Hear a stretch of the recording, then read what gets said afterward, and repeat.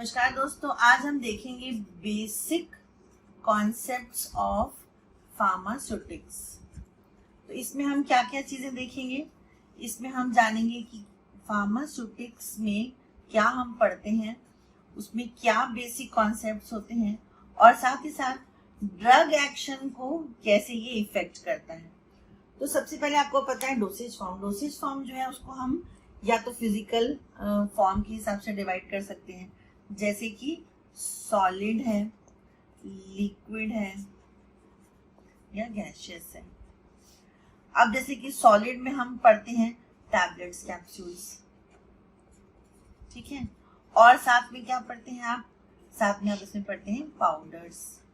अब लिक्विड की बात आती है तो लिक्विड में दो फेज होते हैं या दो टाइप होते हैं। एक होते हैं मोनोफेसिक, जिसमें कि एक ही फेस होता है, जैसे कि सिरप्स हैं, सॉल्यूशंस हैं। और बाईफेसिक होता है दूसरा, जिसमें क्या आते हैं इमल्शंस और सस्पेंशंस। अब गैसेस में कौन से आते हैं, तो गैसेस में आते हैं एरोसॉल्स। अब हम बात करेंगे बेसिकली कि इसका आगे क्या होता है फेट। तो आगे हम देखते हैं कि जो सॉलिड है उसमें मेन जो एक रेट लिमिटिंग स्टेप होता है वो होता है डिसइंटीग्रेशन का। अगर डिसइंटीग्रेशन फास्ट होगा, डिसइंटीग्रेशन, तो क्या होगा, डिसइंटीग्रेशन के बाद का स्टेप क्या होता है, डिसोल्यूशन। तो डिसोल्यूशन अगर फास्ट होगा तो अल्टीमेटली क्या होगा, एब्जॉर्प्शन। एब्जॉर्प्शन फास्ट होगा। एब्जॉर्प्शन के बाद फिर यहां पर आता है कितनी ड्रग सिस्टमिक सर्कुलेशन में पहुंची, ठीक। अब आगे हम ये देखते हैं कि जो टैबलेट कैप्सूल है उसमें क्या होता है, डिसइंटीग्रेट होगा, उसमें टाइम लगता है। लेकिन पाउडर्स जो है वो ऑलरेडी डिसइंटीग्रेटेड है तो सीधे डिसॉल्व होंगे। जो लिक्विड्स हैं वो भी सीधे डिसोल्यूशन में जाएंगे। तो ये वाला जो टाइम है इसका बच जाता है, तो इसलिए इनमें जो एब्जॉर्प्शन है वो फास्टर होता है।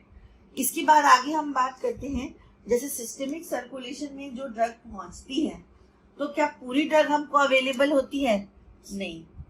कुछ होती है बाउंड ड्रग और कुछ होती है अनबाउंड या फ्रीली अवेलेबल ड्रग। तो जो फ्री ड्रग होती है वो ही हमको ड्रग एक्शन देती है, ये हमको थेराप्यूटिक इफेक्ट देती है। तो फ्री ड्रग का क्या मतलब हुआ, बाउंड यानी कहाँ बाउंड हो गई, तो ये जाकर के प्रोटीन के साथ बाइंड हो जाता है। तो अगर प्रोटीन के साथ जाके बाइंड हो गई तो वो फ्री हमको फ्रीली अवेलेबल नहीं होगी। इसके अलावा यहाँ पर एक चीज और होती है कि आयोनाइज्ड फॉर्म में ड्रग है कि नॉन आयोनाइज्ड है। तो अगर आयोनाइज्ड है तो फिर ये हमको अवेलेबल नहीं होगी, और नॉन आयोनाइज्ड है तो इसी की बायो अवेलेबिलिटी होती है। तो अगर बायो अवेलेबिलिटी की बात करें तो क्या होता है bio availability, it is the rate and extent of reaching of drug in the systemic circulation which is in available form. Extent यानी यहाँ अमाउंट की बात हो रही है, ठीक है। तो अगर हम इस हिसाब से देखें तो जो लिक्विड है वो क्योंकि डिसॉल्व जल्दी हुआ, एब्जॉर्ब हुआ, इसके सिस्टमिक सर्कुलेशन में गया, तो इसलिए अल्टीमेटली इसमें देखा जाए तो लिक्विड जो है इसकी बायो अवेलेबिलिटी भी हाई होती है एज कंपेयर टू सॉलिड। ये तो आपका कुछ एक फर्स्ट बेसिक कॉन्सेप्ट। इसके बाद हम सेकेंड कॉन्सेप्ट में आते हैं। तो सेकेंड कॉन्सेप्ट ये होता है रूट के हिसाब से। रूट के हिसाब से आप इसको ये समझ लीजिए कि जैसे मान लीजिए आपने ओरली कोई भी ड्रग को दिया, या हम कैसे देते हैं ड्रग को हम या देते हैं पेरेंटरली। तो पेरेंटरल रूट में भी अलग अलग रूट हैं। कौन कौन से हैं, एक होता है इंट्रावेनस रूट, एक होता है इंट्रामस्कुलर, सबक्यूटेनियस, ये कुछ जनरल रूट्स हैं।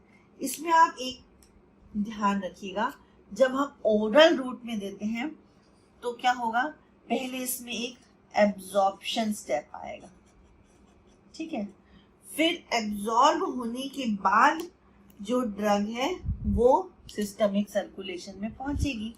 लेकिन इसके बीच में एक और क्या हो जाता है, मेटाबॉलिज्म हो जाता है। मेटाबॉलिज्म कहाँ हो जाता है, लिवर में। तो बाकी जो बची ड्रग है वही ड्रग पहुंचती है हमारे सिस्टमिक सर्कुलेशन में, ठीक है। अब लेकिन जो इंट्रावेनस रूट है इससे क्या होता है, इससे डायरेक्टली पूरी की पूरी ड्रग जो है वो पहुंच जाती है सिस्टमिक सर्कुलेशन में, क्योंकि हम डायरेक्टली ये ड्रग जो है वो वहां पर इंजेक्ट कर रहे हैं। लेकिन इंट्रा मस्कुलर रूट में भी एब्जॉर्प्शन का स्टेप आता है, सबक्यूटेनियस में भी एब्जॉर्प्शन का रूट आता है, स्टेप आता है। इसी तरीके से आप आगे और भी रूट्स होते हैं, जैसे कि अगर आप रेक्टल रूट में जाते हैं, टॉपिकल रूट में जाते हैं, तो इन सब में भी एब्जॉर्प्शन वाला स्टेप आता है। तो इसीलिए इनका भी जो रेट है वो लेस हो जाता है as compare to IV. Oral का भी जो रेट है वो लेस रेट होगा as compare to intravenous route. तो ये आपका कुछ बेसिक कॉन्सेप्ट था, होप आप इसको समझ गए होंगे।